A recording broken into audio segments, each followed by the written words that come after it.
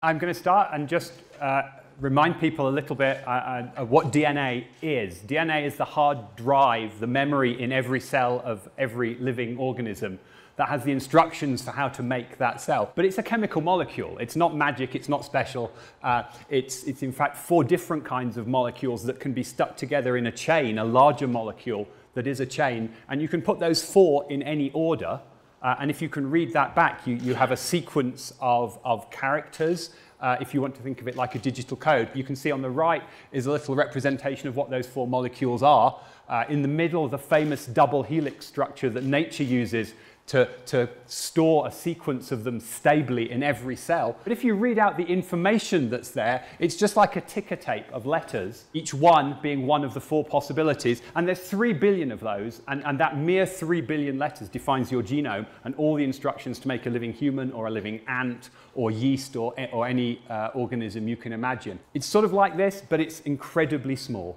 We have a big data revolution in genomics, and this next slide illustrates why that's happened. 10 years ago, the cost of sequencing a genome of one person or one living organism was about the same as the price of this, which is famously the most expensive house in London. And 10 years later, the cost of sequencing that one genome was the price of this, which is a season ticket to see Arsenal Football Club, which is one of the top UK clubs. And in another 10 years, you know, the cost will be the cost of going to watch one terrible club play one game. You know. So the price is plummeting. And so scientists are very excited, and they do more and more genome sequencing. And then after they've done that and they've done their experiments, they want to keep the data safe. And unfortunately, that's where my job comes into it, because they send that data via the internet to my institute, the European Bioinformatics Institute, and they ask us to store that information. So our PR people give me a picture of a mountain and a graph, and I don't even know which graph it is because all our graphs just go up exponentially. So that's one of the databases, or maybe all of the databases. We have a 60 petabyte storage system now that we're filling up. It's nearly full. And that gives us a bit of a headache onto how we go about storing that data, because our budget does not go up exponentially. But if you'd like to put pressure on someone you know to give us more funding, please do. So we buy more and more computer servers and more hard disk drives to store this information. And we have headaches doing this. How do you capture exponentially increasing data and serve it back to the whole world on a essentially flat budget? Why do you store this data? Do people really care? Well, people really do care, and we just have a little live demo. What we have here, this is in real time showing you the hits on our website. We have about 100 times more hits on our website than CERN does on theirs. This is the people in real time using the website. If anyone's got a smartphone and they're quick, hit this QR code or that URL there, and if we're lucky, we'll see Davos light up. I don't know if that will work. Probably your phones might not be registered as appearing in Davos. But we get thousands of hits a minute, millions of hits a month. One thing we realized is that all this information we're storing, it's about DNA, but the DNA we're storing information about is a digital storage medium. It's a sequence of, well, not zeros and ones like in your computers and smartphones, but a sequence of a discrete alphabet of 4 letters. And if we could manipulate some DNA, we could put a message in there ourselves, and we could use DNA to store it. DNA is a really good way of storing information. It's been used for hundreds of millions of years on life on Earth. Evolving has used that as its hard disk drive. Maybe we could use that. So we devised an experiment to see if this was a feasible way of archiving and storing information. One of the things we needed to do was decide what information to store and what kind of code to use. So we had to invent a code that would store information. We didn't just want to store information about genes and processes in a living body. We wanted to store any kind of digital information, just as your computer and your phone and your iPod can do. There's various problems we had to overcome. We can't make very long pieces of DNA as humans yet. So we had to invent a code that could make a message out of many short fragments of DNA. We had to devise a code that could store any information. We had to be aware of problems that would come and errors that might occur in the writing or the reading of that information, just like digital TV transmission or mobile phones have error correction in them. So we devised a code that would do that. We picked some bits of information to store, and we thought, what would be high-value information you'd want to store a long time in a DNA format? Maybe the poem, The Sonnets of William Shakespeare, 154 sonnets. As a text file, we put, actually not the picture of Martin Luther King, but an excerpt from his I Have a Dream speech, which I hope. I have a dream that one day this nation will rise up, live out the true meaning of its creed. We hold these truths to be self-evident, that all men are created equal.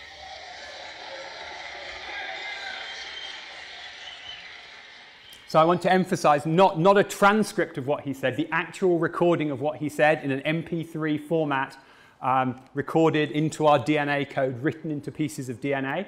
Because we're molecular biologists at heart, a PDF copy of the Watson and Crick paper from 1953 describing the helix structure of DNA in living cells.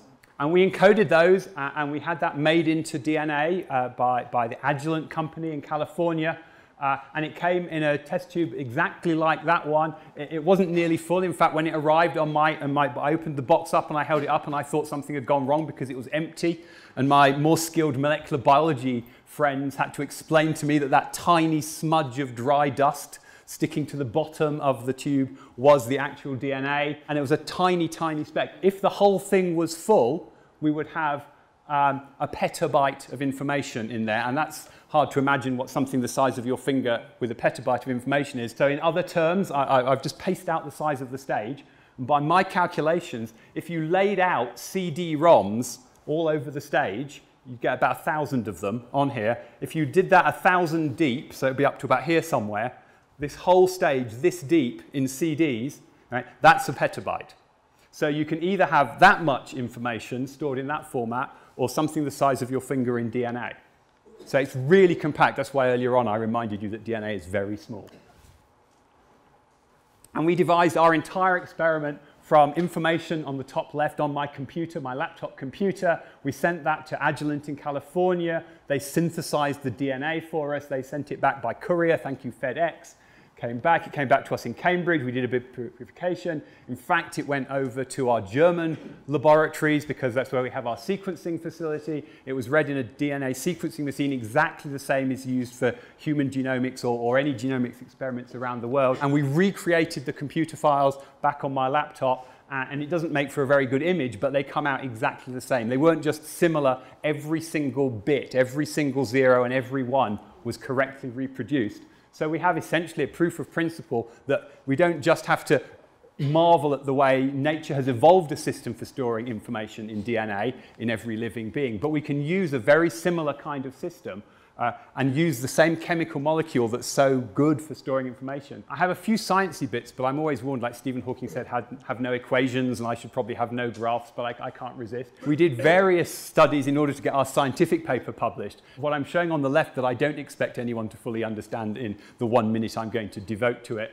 is the fact that for the size of our experiment, our coding system is reasonably efficient and works quite well. As you store more and more information, there's some technical issues you have to deal with about how you reconstitute that information, and it gets marginally less efficient. And we were asked, would it still be viable to larger amounts of data? And what we showed is that from our experiment, which is sort of on the left-hand side of the graph, over to all the information on any device on the entirety of planet Earth, we're still pretty efficient. That's what the 3 zettabytes data point represents. And we remain adequately efficient, even up to many, many orders of magnitude more information. So basically, it does scale up quite well. But if you want an easier image to take home with you, you could get all the information in the whole world encoded in a DNA format in the back of one, and for Americans in one SUV, and for the English in the back of one estate car. So you don't need many, many data centers all over the world. All that much information, in principle,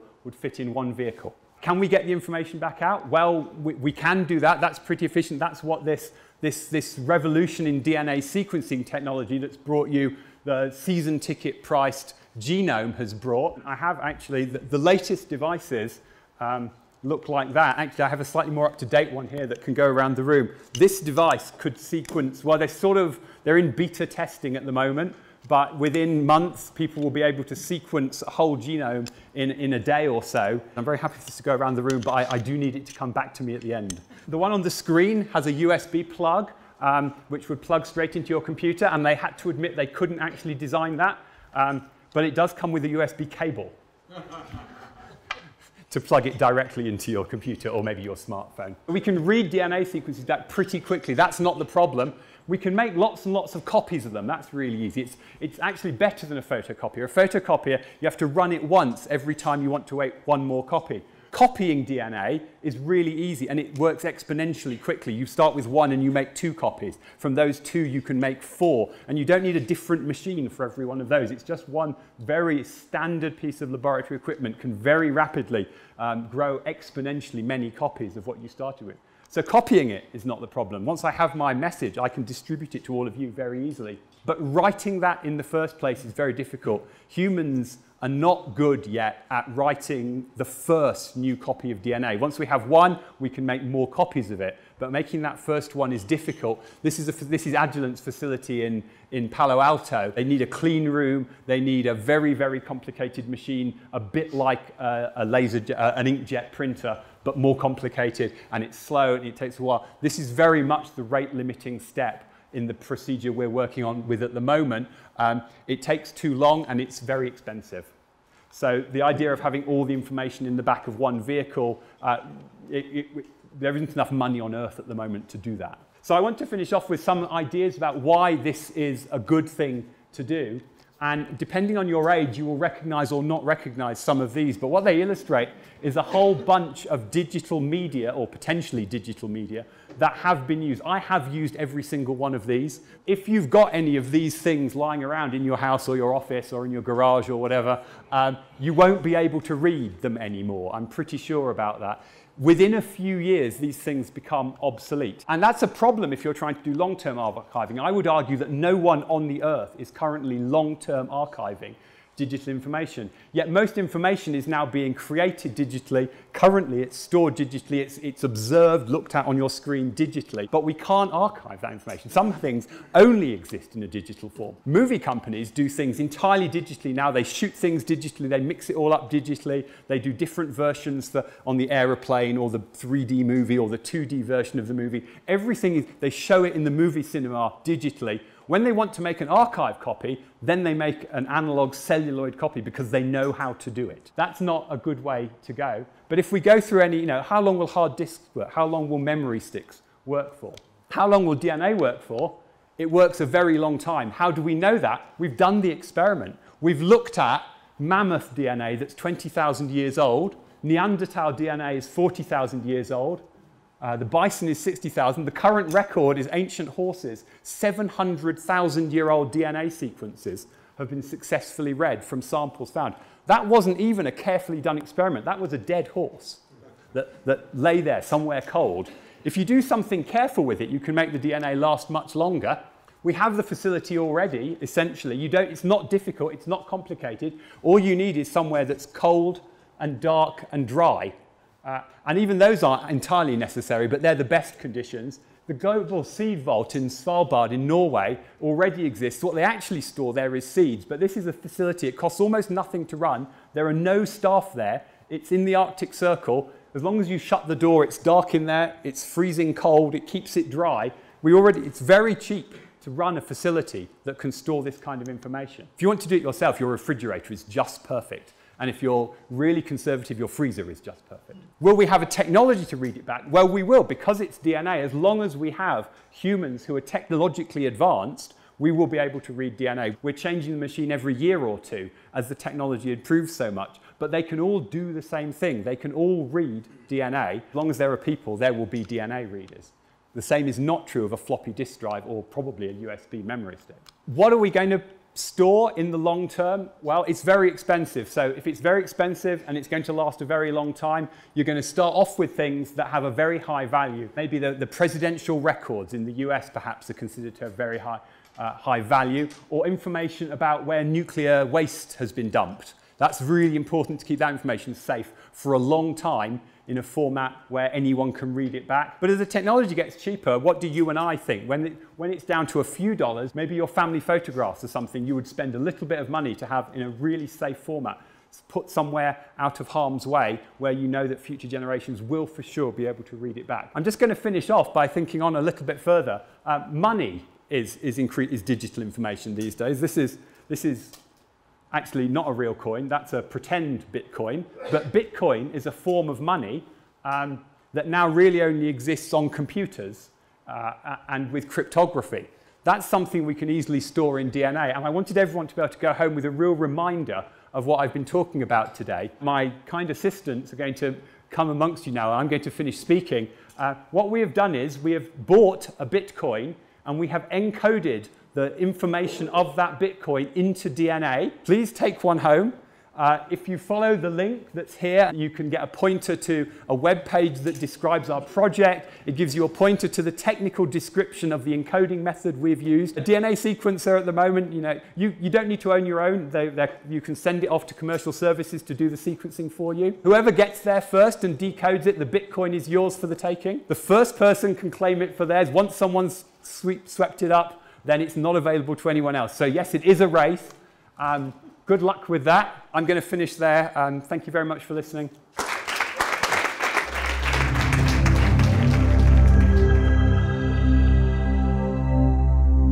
Since the dawn of its discovery, there has been a deadly disease that plagues our great YouTube universe. No, not that disease.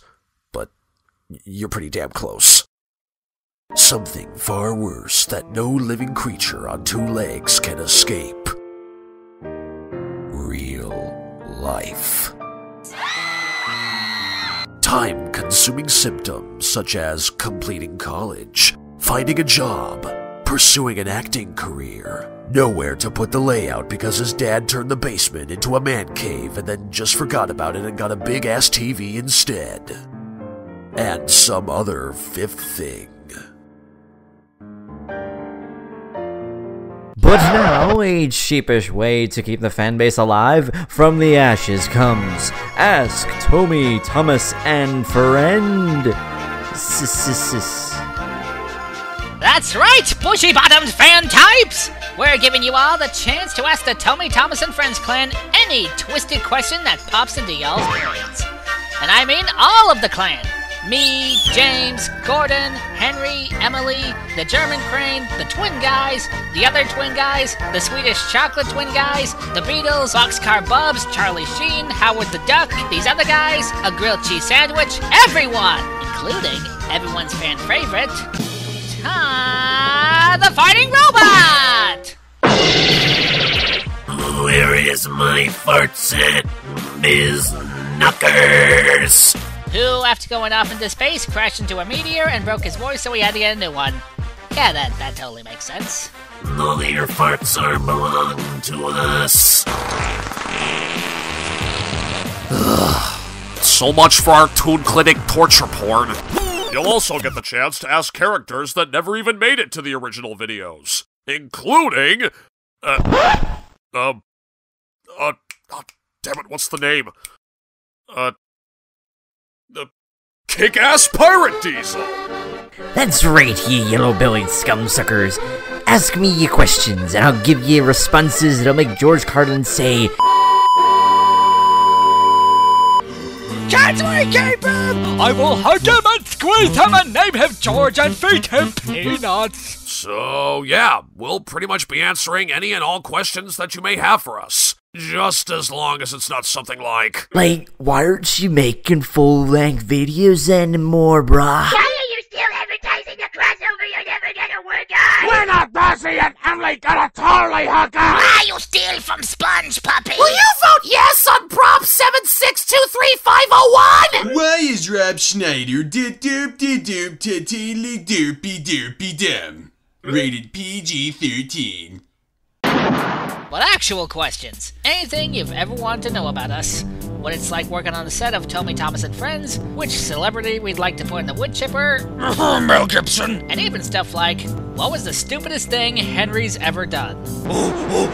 Even I know this one! I calls it Teen Titans Go! That man is a genius. And the best part, for every 10 questions answered, we'll make a video of our responses where you get to hear us answering the questions. And all you have to do is go to the link conveniently put in the description, press the ask button, and state thy question, mortals! Ask Tommy, Thomas, and Friends is not responsible for any broken bones, impacted kidneys, brain trauma, unpaid therapy bills, pregnant pregnancies, hurricanes, loss of limbs, disembowelments, stolen stepfathers, or purple numbers you may receive asking us stuffs. so come on down and ask us shit. Right now. Right now. Now! Now!